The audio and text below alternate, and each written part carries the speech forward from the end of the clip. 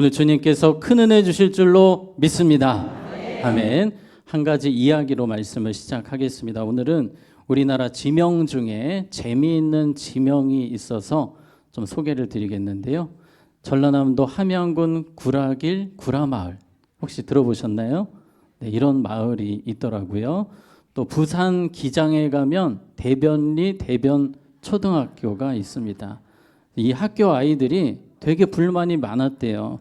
똥학교라고 놀림을 많이 받아서 이 민원 제기를 54년 동안 했는데 주민들이 안 된다고, 여기는 대변리다, 바꿀 수 없다.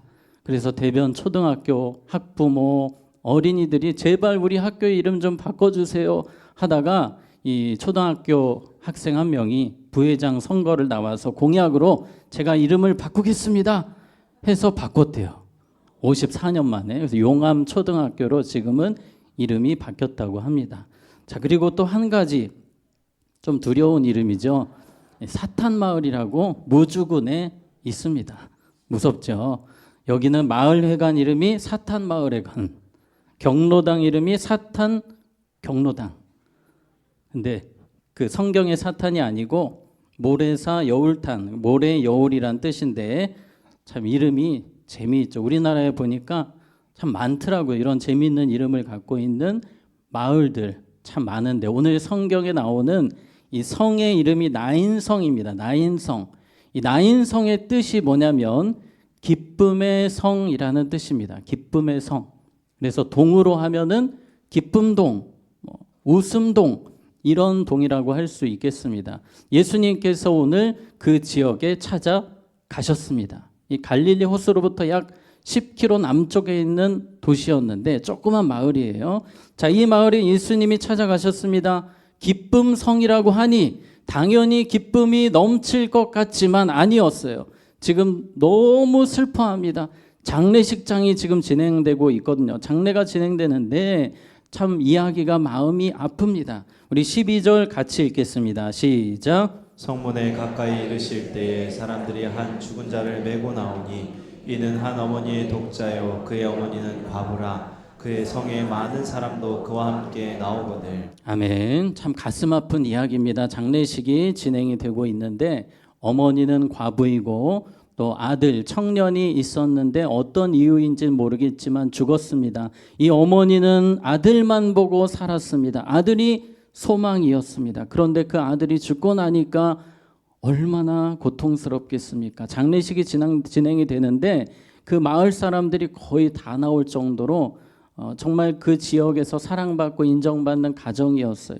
너무나 가슴 아픈 이야기이기 때문에 위로하기 위해서 많은 사람들이 장례 행렬에 함께 했습니다. 그러나 이 여인에게는 그 누구의 위로도 위로가 되지 않는 겁니다. 아들 너무나 보고 싶습니다. 너무 가슴이 아픕니다. 생각만 하면 어떻게 앞으로 살아가야 할지 모르겠습니다. 그런데 그때 누가 오십니까? 예수님이 나인성으로 오십니다. 예수님 혼자 오신 것이 아니라 예수님과 제자들 또 많은 군중들이 함께 지금 오고 있습니다. 드디어 예수님이 이 여인을 보셨습니다. 자, 우리 말씀에 13절 말씀 보시면 주께서 과부를 보시고 어떻게 하사? 불쌍히 여기사 울지 말라 하시고. 자, 불쌍히 여기사라는 표현을 우리가 생각해 보기 원하는데요. 영어 번역을 보게 되면 예수님의 마음이 그녀에게 갔다 이렇게 번역이 되어 있습니다. 지금 예수님이 불쌍히 여기셨다고 할 때에 이 어머니를 보실 때에 예수님의 마음이 그녀에게 갔다는 거예요. 그 아픈 마음, 고통스러운 마음, 그 절망, 그 슬픔에 예수님이 100% 공감하시고 함께 하셨다는 것입니다. 함께 우시고 아파하셨다는 거예요. 헬라어 원문을 보면 창자가 어떤 정도로? 뒤틀릴 정도로 아파하셨다는 겁니다. 예수님이 이 어머니를 보시면서 너무나도 고통스러워하셨어요. 너무나도 아파하셨습니다. 우리 예수님은 오늘도 우리가 기도하는 현장에 함께 하십니다. 우리의 아픔을 너무나도 잘 아시고 우리의 눈물을 닦아주시고 우리가 아파할 때 그곳이 어디든지 주님은 함께 우시고 우리와 함께 하시는 분임을 믿으시기 바랍니다. 예수님은 이 여인과 함께 하셨습니다. 그리고 13절의 끝부분에 뭐하라? 울지 말라. 여러분, 장례식장에서 울지 말라라는 것은 어긋나는 표현입니다. 맞지가 않아요. 그런데 예수님이 왜 울지 말라고 하시는 것일까요? 이 아들을 뭐 하시기 때문에? 살려주기 위해서. 이제 조금만 있으면 기쁨으로 변할 것입니다. 그러니 뭐 하지 말아라? 울지 말아라. 오늘도 주님께서는 기도하는 우리의 여러 가지 문제들을 아십니다. 그리고 내가 너희들의 문제를 무엇으로 바꿀 것이다? 기쁨으로 바꿀 것이다. 그 믿음으로 기도하시기 바랍니다. 이 여인은 지금 잘 모르겠어요. 예수님께서 울지 말라라고 하시지만 지금 눈물을 멈출 수가 없습니다. 너무 고통스러운 거예요. 여러분, 세상은요 우리에게 계속 말합니다. 계속 울라고 합니다. 계속 힘들게 살라고 합니다. 우울하게 살라고 합니다. 그러나 예수님은 이제 그만 울라고 합니다. 내가 있으니 내가 너를 도와줄 것이니 그만 울고 일어나라 우리에게 말씀하십니다. 자, 14절 같이 읽겠습니다. 시작. 가까이 가서 그 관에 손을 대시니 있는 자들이 서는지라. 예수께서 이르시되 청년아 내가 내게 말하노니 일어나라 하시매. 아멘. 예수께서 이르시되 청년아 내가 내게 말하노니 일어나라. 자, 예수님께서 관에 손을 대셨습니다. 이 원어를 보게 되면 이 관이 뚜껑이 없는 모양이라고 추측이 됩니다. 그래서 여러분들 지금 상상을 하실 때에 지금 관이 있고 뚜껑이 없고 지금 청년이 누워 있습니다. 이 유대인들은 시체를 만집니까 안 만집니까? 절대 만지지 않습니다. 율법에 어긋난다고 생각하기 때문에 만지지 않는데 다 지금 주변에 사람들이 없어요. 그런데 예수님이 그 관에 손을 대십니다. 다들 깜짝 놀랍니다. 예수님은 전혀 그 율법이 상관이 없으신 분이십니다. 죽음을 생명으로 바꿔주시는 분이시기 때문입니다. 우리 다시 한 번 더 14절을 읽겠습니다. 시작. 가까이 가서 그 관에 손을 대시니 맨 자들이 서는지라. 예수께서 이르시되 청년아 내가 내게 말하노니 일어나라 하시매. 아멘. 청년아 내가 내게 말하노니 뭐하라? 일어나라. 주님께서 죽은 사람을 향해 명령하십니다. 예수님께는 죽음조차도, 여러분, 세상에서 죽음이 가장 무서운 것 아닙니까? 우리의 인간이 손을 쓸 수 없는 부분이 죽음이지만 예수님께는 죽음조차 아무것도 아닙니다. 명령 하나로 죽음이 끝나는 것입니다. 15절에 보면 죽었던 자가 일어나 앉고 청년이 벌떡 일어났어요. 그리고 말도 하고 할렐루야를 외치는 겁니다. 엄마 나 살아있어라고 말하는 겁니다. 예수께서 그를 어머니에게 주시니 방금 전까지만 해도 이 장례식 분위기는 너무 슬펐습니다. 그런데 기쁨이 충만합니다. 이제 잔치집 분위기로 바뀐 겁니다. 세상을 다 잃은 것 같은 어머니였지만 이제는 세상을 다 가진 것 같은 어머니의 마음으로 변했습니다. 우리 예수님은 우리의 삶에도 동일하게 그러한 일을 행하시는 분이기 때문에 우리가 기도할 때 주님을 기대하며 기도해야 될 줄로 믿습니다. 어떻게 주님이 역사하실지는 모르나 주님이 반드시 기쁨으로 변화시키실 것이다. 우리는 그 기대를 가지고 기도해야 합니다. 오늘 이 사건을 통해서 저는 두 가지를 생각해 보려고 합니다. 첫 번째 따라해 보겠습니다. 예수님은 회복될 수 없는 슬픔을 큰 기쁨으로 바꿔주시는 분이십니다. 아멘. 도저히 회복될 수 없는 슬픔이었습니다. 이 어머니가 왜 그렇게 슬픈 것입니까? 다시는 사랑하는 아들을 볼 수 없기 때문입니다. 너무 보고 싶지만 볼 수 없기 때문에 그렇게 고통스러웠습니다. 그러나 주님은 그 문제를 해결해 주셨습니다. 다시 보게 해주셨습니다. 여러분, 이 나인성 사건은 무엇의 예고편일까요? 천국의 예고편입니다. 너희들도 곧 이렇게 될 것이다. 죽은 사람들, 이별한 사람들, 가슴 아픈 그 이별, 영영 이별이 아니라는 것입니다. 영영 이별이 아니라 따라해 봅시다. 잠시 이별. 네, 우리 예수님은 영영 이별을 잠시 이별로 바꿔주시는 분이십니다.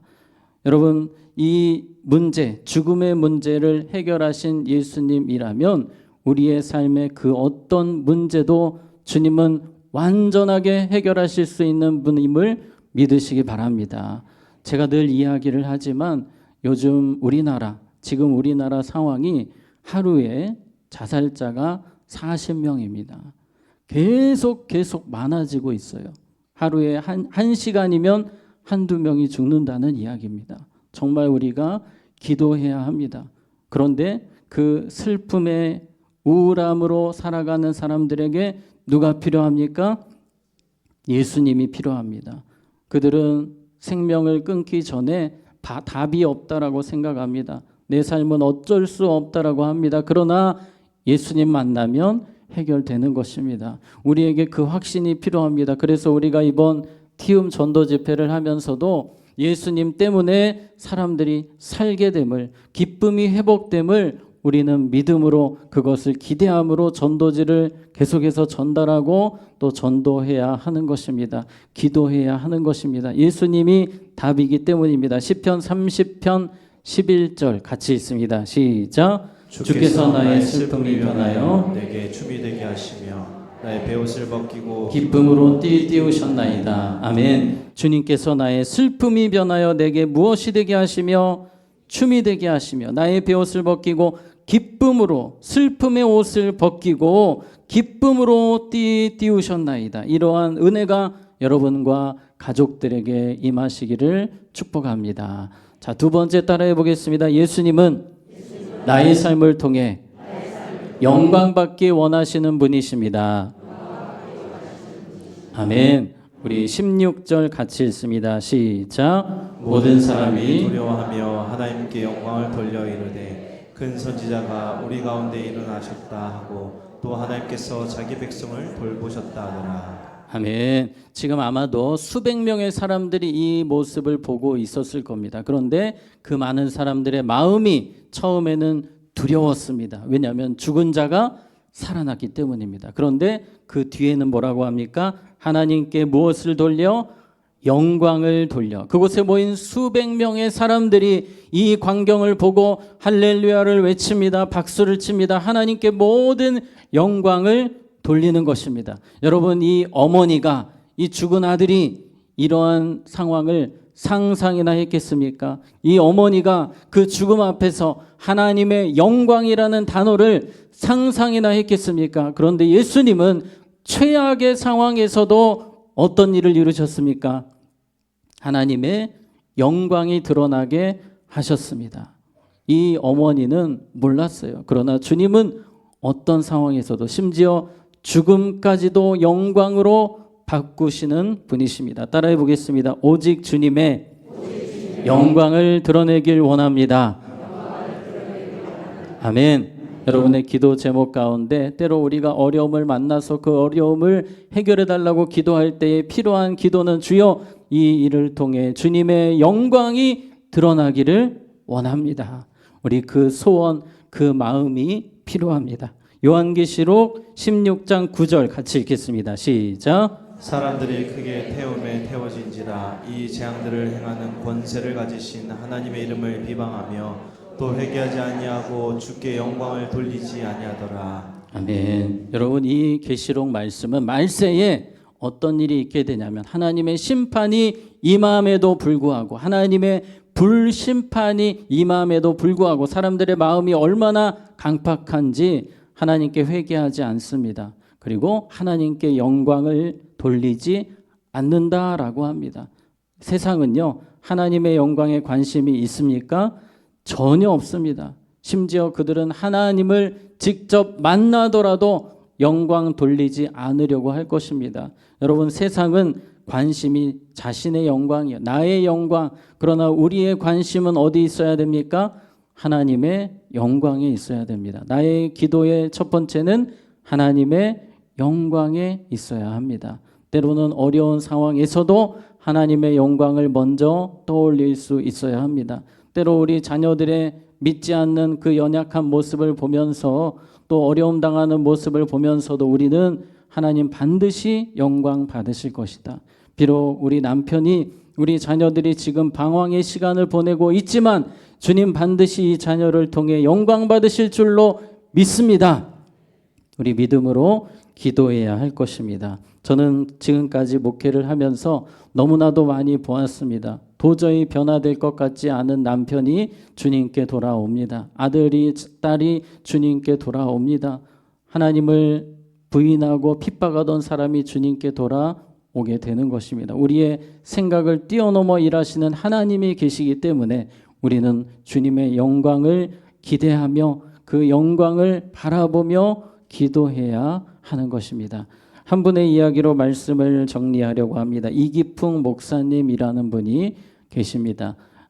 1865년에서 1942년에 사셨던 목사님이신데요. 이분은 원래 평양 분이시고 술과 또 노름 또 싸움을 좋아하시는 분이었습니다. 하루는 이 평양 시내에 외국인 선교사가 나타났습니다. 그분의 이름이 사무엘 마펫 선교사님이셨어요.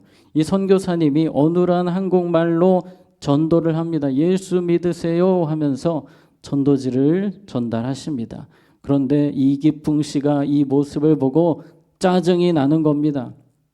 내가 혼내줘야 되겠다. 그래서 뒤따라갑니다. 선교사님이 한 집으로 들어가셨어요. 그때 이 이기풍 씨와 친구들이 돌멩이를 엄청 많이 갖고 와서 그 집에다 다 던져 놓는 겁니다. 집을 난장판으로 만들어 놓고 다 깨뜨리고 도망쳤어요.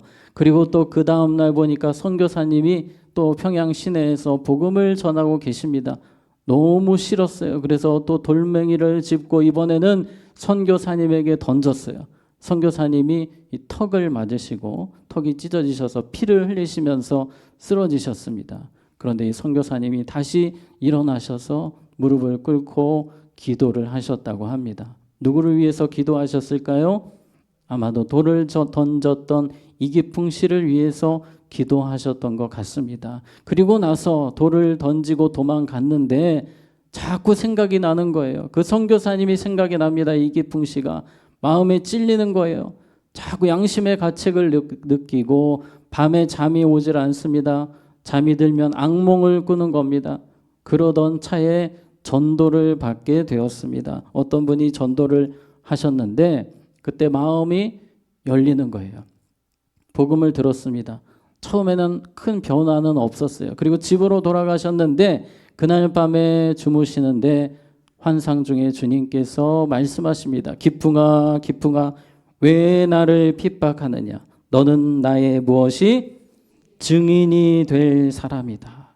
그 자리에서 회개하셨어요. 그리고 그 다음날 다시 자신을 전도했던 분에게 찾아가서 자초지종을 이야기하고 예수 믿기로 하고 그때부터 열심히 교회를 다니셨고 또 마펫 선교사님 돌을 던졌던 그 돌에 맞으셨던 선교사님에게 찾아가서 사죄를 하고 그리고 신학교에 가셔서 그 다음 마지막 그림 보시면 한국 어떤 목사님?